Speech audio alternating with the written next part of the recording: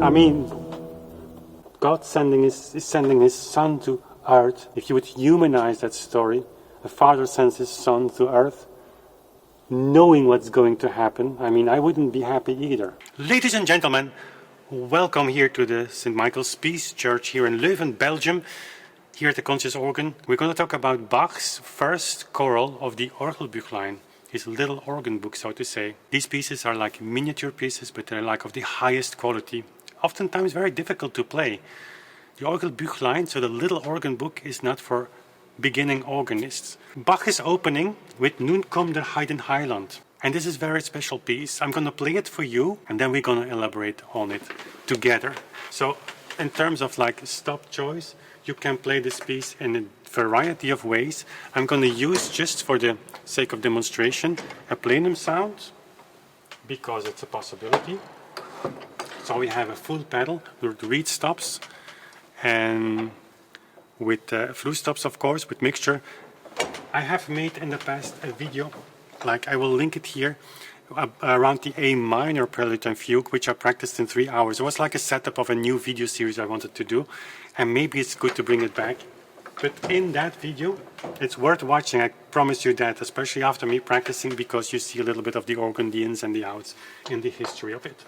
I'll link it here in the description, or on video in a card, you will find it. In plenum sound, it sounds like big, this piece. It's a very painful piece, with all kinds of dissonances, and we're going to talk about it, obviously, after the live performance. We'll see what happens.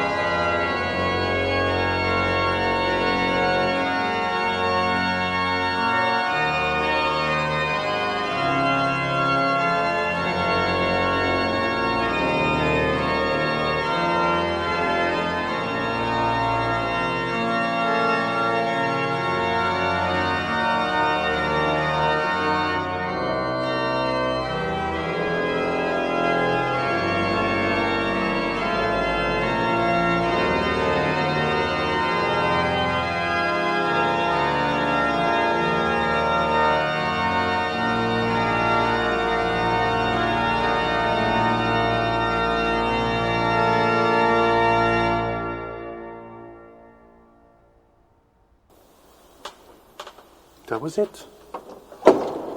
How can you say a lot in one page of music? Well, Bach gives the answer. I'm going to use now the principal 8. Well, here on this organ you can use several stop combinations. You can use only the principal 8. It sounds like this with the pedal principles. You can also couple it to the second manual and have some colors with the special 8 foots that are over there, and you hear the difference.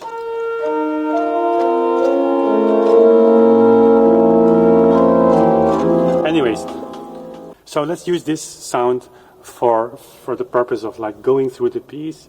Harmonically, this is a masterpiece. Bach is using arpeggios at the beginning, just like, it's not really an arpeggio, in fact, it sounds like one, but he starts with the melody in the soprano, and he goes down, ti-da-ti. That's like an illustration of the desire, or actually the fact, that God came to earth, and like, and now I don't find the word, in de hoedanigheid van, like his son. Jesus came to earth. It's like a piece that is written in that period of the time of the year of the church, in the liturgy. And so he is really illustrating that by like coming down. But the story is, of course, and we know the end of the story, like the Eastern, like what happens there, Jesus will be crucified, and this is already in that message.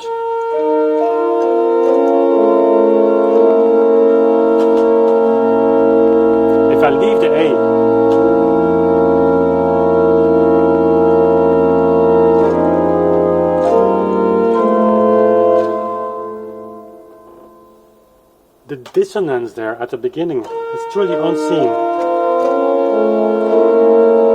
There seems to be no solution to this chord.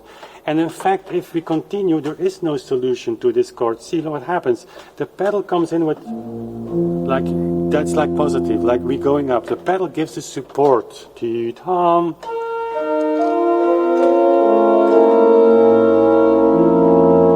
He leaves the A out. I'm sorry that I cannot write on my tablet, but it's out of function. I have to check it. And otherwise I would circle this rest with red. Because it's very meaningful. It's like an empty space here. Like, it just, if you see this place here, it's like, yeah, okay, I have a 16th rest whim. Yeah, I know, and it's a big deal. Yeah, it's a big deal. I mean, of course, we're taking our microscope now on this piece and on every piece that we discuss, but it are like these little things. These when you zoom in, they become, of course, big, and then you have to zoom out again. And then you will see that when you listen to the music or you play it, that it's here in the back of your mind. You will hear it differently then. So we're zooming in on this 16th note rest, which is an unbelievable compositorial a demonstration of his mastership. How do you explain that? So you have the expectation of something that's going to happen. You have all these dissonance, and then the note that's there from the beginning, of which you would think like, that note is going to lead us somewhere, right? It just vanishes. And like, now I'm thinking of a new image. I've never had this picture like before. God sends his son to earth.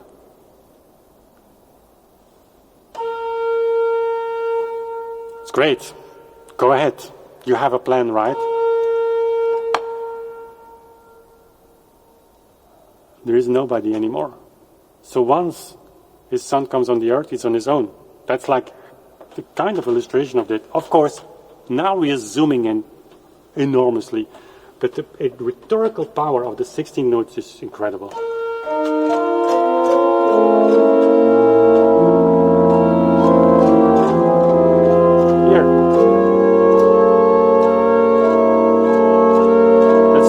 That's pain.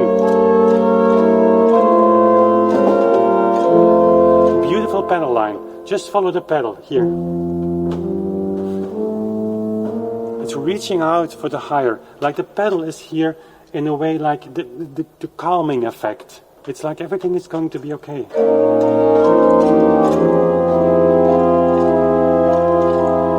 I mean, it's pain, huh?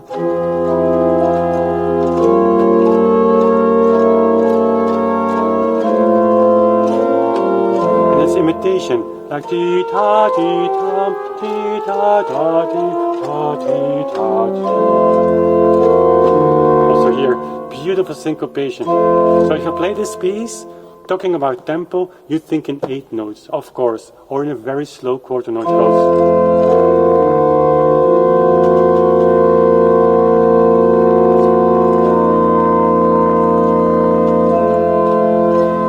Slower to let you enjoy and listen to the harmonies.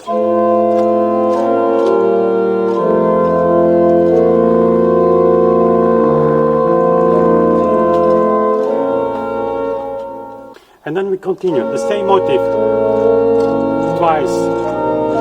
So this motif returns like ti-ta, returns the entire piece. It's typically Bach, and typically also for the organ line. He's using very little material, and further on in pieces, we will see he's using a lot of canons, like incredible stuff, like canon in the melody 2 times, and then the accompaniment of the middle voice is also in canon. And you wouldn't know if you don't know it. You don't hear it, only if you know it. We'll talk about that much later. And by the way, there is also a series on the Orgelbuchlein that we've recorded here with some colleagues. That's also on YouTube. I will link to that in the description box. So that motif is using all the time. Pedal, octave. Gives an enormous, like, now we go up. It's like we're climbing out of this. And now the pedal. See what the pedal is doing. And now this interval. And he continues.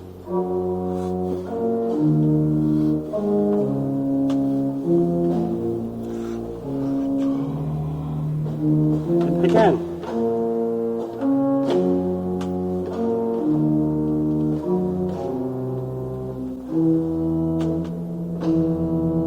I mean, this motifs, ta-tam, it's of course God is sending his Son to earth and lower from heaven to earth, and it's coming down, it's coming down, it's coming down, and it's not with a lot of pleasure, that's for sure. If you would humanize that story, the Father sends his Son to earth, knowing what's going to happen. I mean, I wouldn't be happy either. I doubt if I would do it anyways. Probably not, but I'm not God, luckily I'm not. Some people these days think they are. Let's not go into that, right? So you have the pedal here, and the right hand, the manual is like, the melody of course is going, it's just I mean, that's a choral melody, but a little bit of ornamentation. But the middle voices respond to that.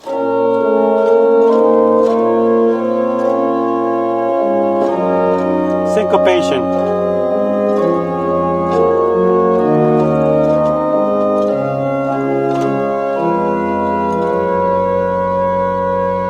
So I'm overdoing it now to just show you the beautiful places.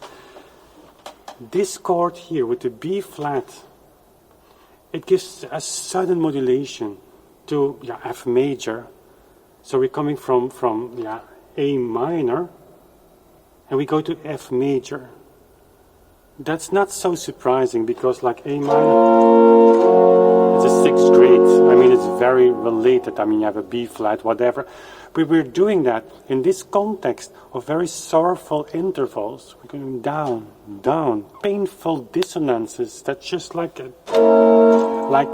have friction. And then suddenly, this dissonance, which is a dissonance,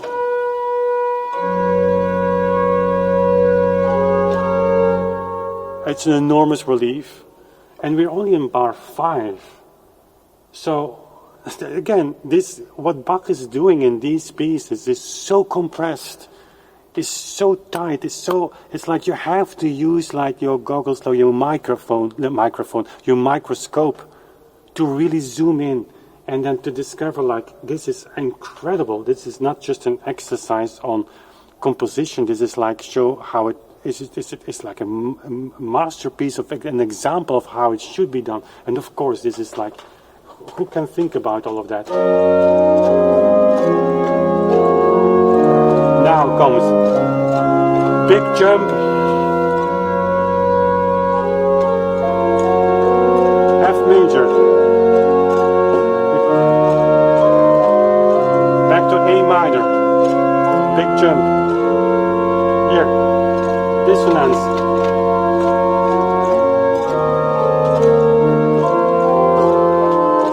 so this whole passage here, at the beginning, very dissonant, very, very telling, very, like, emotional. That remains, but now we come to the terms with everything, like, the pedal is showing Jesus coming down to earth. The other voices are playing around with that, but it's always the same thing with different harmonies.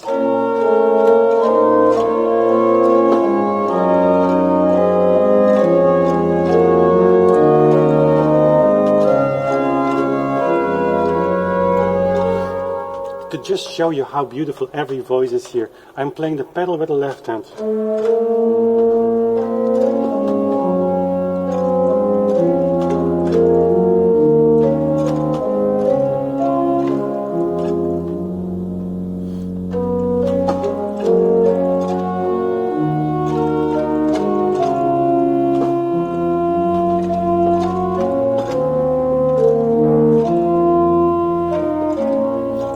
If I play it like that, it seems to be very easy. Of course, yeah. There's a nice melody. With a nice melody, you have two others as well, and they all have the same quality, and they all work together. And it's not only harmonically together; they all respond to the same thing, the pedal that's going down. So here, F major.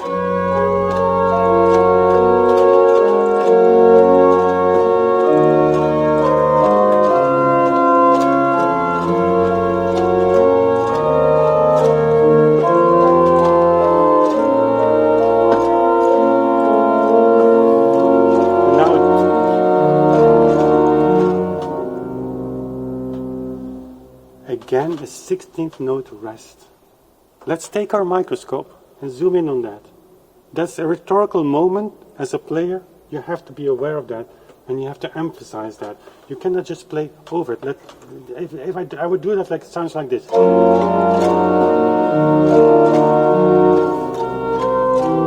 Nobody hears that. In the acoustic of the church, for sure, nobody. But now we have to find a way to emphasize that, and then this moment becomes like.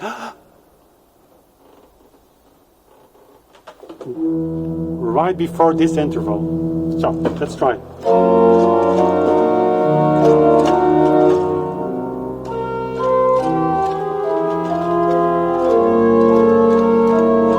Pedal is low. We go back to the beginning. Now we have this motif with dissonances on top.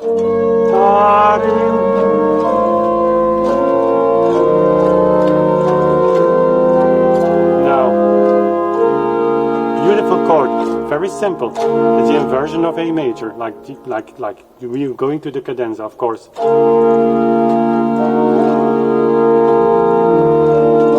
now,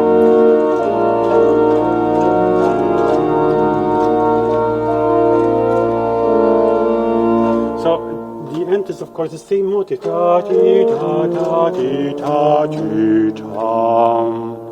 Over. The second voice.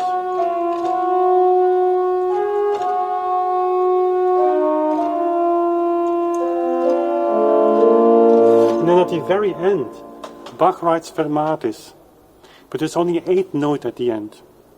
So you would say I oftentimes hear, sometimes hear people say yeah, Bach writes exactly what he wants, and then they would hold the chord like this. And it's possible, I'm not saying it's wrong.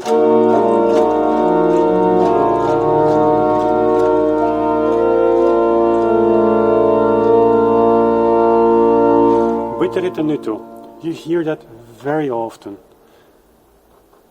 But he's not writing that. If Bach is really writing what he's writing, the fermate is just like it's the end of the piece. But he writes an 8th note. And ritenuto in that time, not so much. Maybe on the penultimate note, if that's correct English, not the last note, but the note before. You can hold there the chord, you make it longer. But the ritenuto was not so much done in that time. And if you don't, and if you just play exactly what is there, and you leave the 8th note just with its length, then you have, in the aftermath of the sound, you have the entire evocation of the entire piece. I'll demonstrate.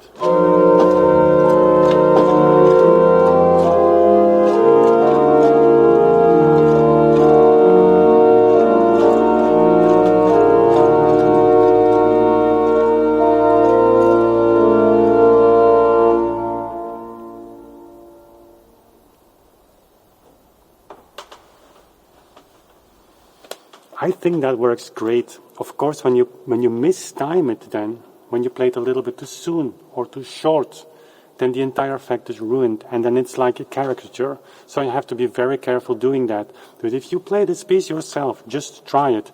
And the key element is at the end not to rush, not to slow down, but just to continue playing as if you would be in the middle of the piece. And then maybe a little bit at the end, emphasizing a little bit more phrasing, a little bit more articulation. So, but those are details. I'm not going to dive too deep into that. But when you do that, you have the energy at the end to just hold it 1/8 note, a little shorter at the end, and then the sound in the church, of course, continues.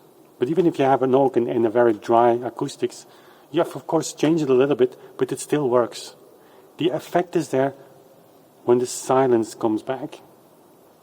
Music is in the pauses and the silence before, in the midst, and after the piece. Bach proves that also with his 16th note rest. That I mean, truly remarkable.